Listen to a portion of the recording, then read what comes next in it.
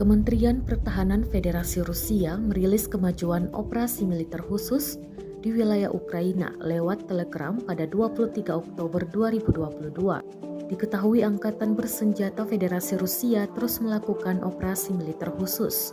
Di arah Donetsk Selatan, militer Ukraina menyerang posisi pasukan Rusia dengan kekuatan dua kelompok taktis kompi diperkuat dengan tank ke arah pemukiman Novomikhailovka Nikolskoye. Namun Kemhan Rusia mengklaim pergerakan unit Ukraina segera dihentikan dan dibubarkan oleh tembakan artileri. Lebih dari 40 prajurit Ukraina, 7 kendaraan tempur lapis baja, dan 4 kendaraan hancur. Selain itu, Rusia juga menyebut di arah Nikolaev Krivoy Rog, pasukan Ukraina tidak berhasil menyerang. Militer Ukraina didorong kembali ke posisi semula. Lebih dari 90 prajurit Ukraina, 3 tank, 8 kendaraan tempur lapis baja dihancurkan. Огневое поражение. Уничтожено около 70 украинских военнослужащих, 3 боевые машины пехоты, 7 бронетранспортеров и 3 пикапа.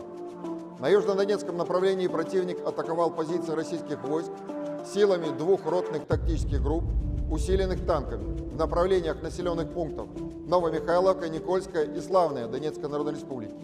Огнем артиллерии подразделения противника были остановлены и рассеяны. Уничтожено более 40 украинских военнослужащих, 7 боевых бронированных машин и 4 автомобиля. На Николаево-Криворожском направлении противник безуспешно пытался атаковать усиленным мотопехотным батальоном позиции наших войск в направлениях населенных пунктов Брускинская, Пятихатки, Кашара, Суханова, Ищенко Херсонской области. Все атаки российскими войсками отражены. Противник отброшен на исходные позиции. Уничтожено свыше 90 украинских военнослужащих, 3 танка, 8 боевых бронированных машин.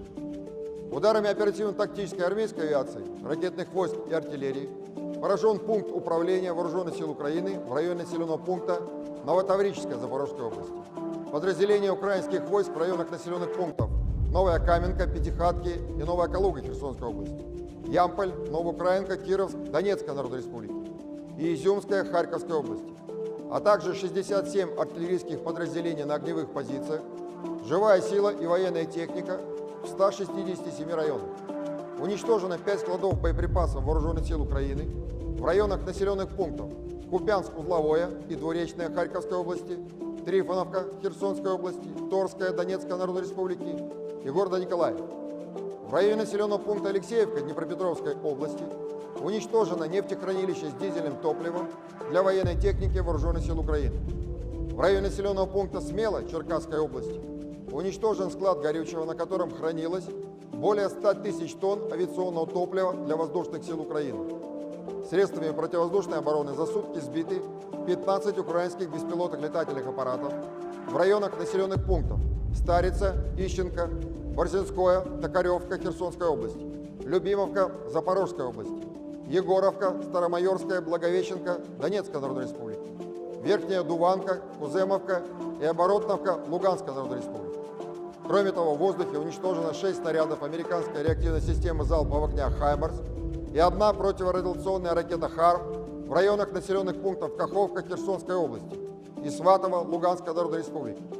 Всего с начала проведения специальной военной операции уничтожены 325 самолетов, 162 вертолета, 2323 беспилотных летательных аппаратов, 383 зенитных ракетных комплекса, 5997 танков и других боевых бронированных машин, 874 боевые машины реактивной системы залпового огня, 3517 орудий полевой артиллерии и минометов, а также 6720 единиц специальной военной автомобильной техники.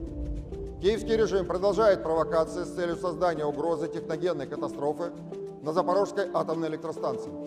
В течение суток артиллерия Вооруженных сил Украины выпущена более 30 артиллерийских снарядов по восточной окраине города Энергодар и территории, прилегающей к атомной станции.